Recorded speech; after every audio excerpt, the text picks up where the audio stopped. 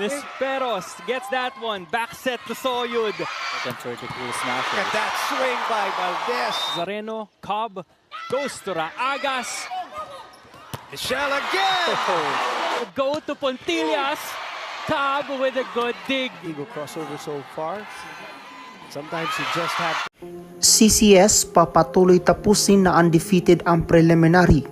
Din Santiago babantayan ng CCS gaya sa ginawa nila kay Ea Laure. Akari pipiliting manalo sa Creamline. Good mood everyone! Welcome back to my YouTube channel. Huwag kalimutan mag-like, share, subscribe at pakihit na rin notification bell para maging updated ka sa ating mga video. Magpapatuloy ang bagsik ng CCS at hindi na nga ito papatakot sa banta ng Akari sa kanila.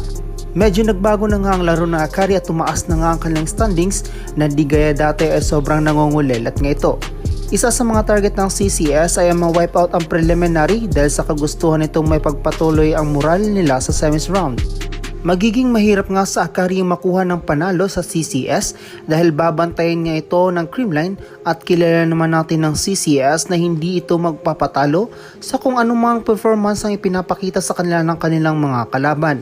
Isa nga sa mga inaabangan ng manonood ang banggaan ni Manabat, Sharma at Faith laban sa Gago Cup plus Pons and Valdez ng CCS na papahirap sa kanilang mga kalaban.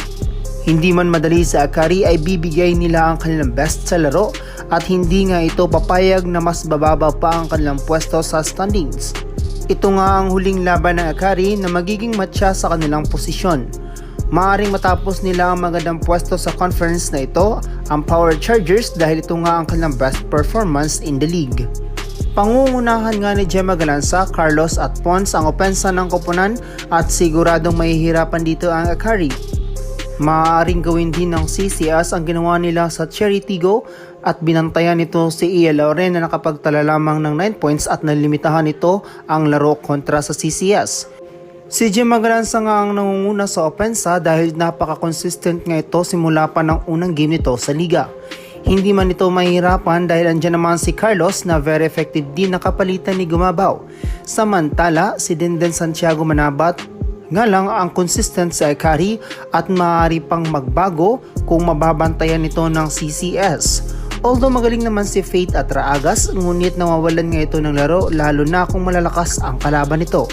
Andyan din naman si Sharma nagbibigay ng swag at init ng laro, ngunit hindi nga ito magiging rason para sa panalo nila sa CCS. CCS na nga ang may very composure na team at very effective ang kanilang mga strategy, lalo na sa mga ginagawa ni Coach Meneses na papalit-palit na mga players upang malito ang kanilang mga kalaban.